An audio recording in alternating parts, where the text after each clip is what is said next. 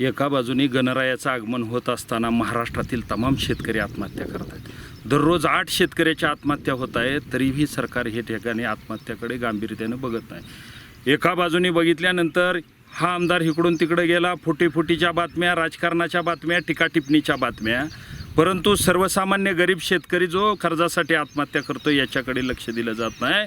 आणि आम्ही टी व्हीच्या माध्यमातून पाहिलं की अजितदादा कंटिन्यू म्हणतायत की योग्य वेळ आल्यानंतर कर्जमाफी करू. तर आम्हाला अजितदादांना विचारायचं आहे की योग्य वेळ येणार कधी आहे? एका बाजूने 8 शेतकरी दररोज आत्महत्या करत असताना योग्य वेळ येत नसेल तर दादा तुमची योग्य वेळ किती आहे? तुम्हाला किती आत्महत्या अजून लागणार आहेत? म्हणजे किती आत्महत्याचा कोटा पूर्ण झाल्यानंतर तुम्ही या ठिकाणी कर्जमाफी करणार आहे? ज्या सरकारनं आश्वासन दिलं कर्जमाफी करणार म्हणून ही आम्हाला भूलतापा दिली आणि त्या माध्यमातून आम्ही महायुतीचं सरकार शेतकऱ्यांनी निवडून आणलं. परंतु त्या ठिकाणी तसं न होता शेतकऱ्यांच्या कर्जाचा मुद्दा बाजूला केला जातोय. अनेक शेतकरी नेते आंदोलन करतायत पण या ठिकाणी कर्जमाफी करायला कोण तयार नाही. म्हणजे 3 तिगाड आणि बिगाड अशा पद्धतीचं हे सरकार आहे.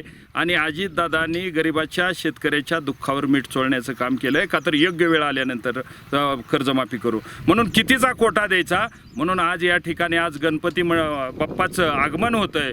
गणपती बाप्पा हा विघ्नहर्ता आहे म्हणून विघ्नहर्त्याला शेतकऱ्यावरचं विघ्न दूर करावं आणि विघ्नहर्त्यांनी सरकारला सद्बुद्धी द्यावी. येणाऱ्या 10 दिवसात कर्जमाफीची घोषणा करावी.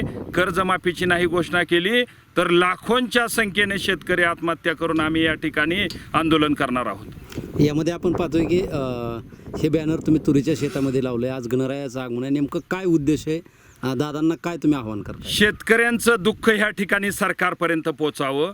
म्हणजे एका बाजूने दादा शहरातला विकास केला, मी शेतकऱ्यासाठी झटलो म्हणून अनेक वेळा भाषणातून सांगतायत.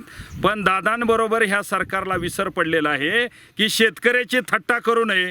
योग्य वेळ आल्यानंतर आम्ही कर्जमाफी करू. पण सावकाराच्या पाशात शेतकरी या ठिकाणी 10 रुपये, 15 रुपये, 20 रुपये टक्केवारीनं पैसे काढतोय आणि दररोज शेतकरी आत्महत्या करतायत. याची गंभीरता शेतात बॅनर लावल्यामुळे तरी दादाला निदान कळावी आणि ह्या सरकारला लाज वाटली पाहिजे.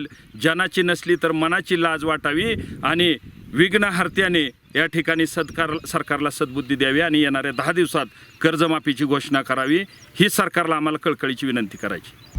आता isakal.com आहे देशातील नंबर 1 ची मराठी न्यूज वेबसाईट. प्रत्येक अपडेटसाठी isakal.com ला नक्की भेट द्या.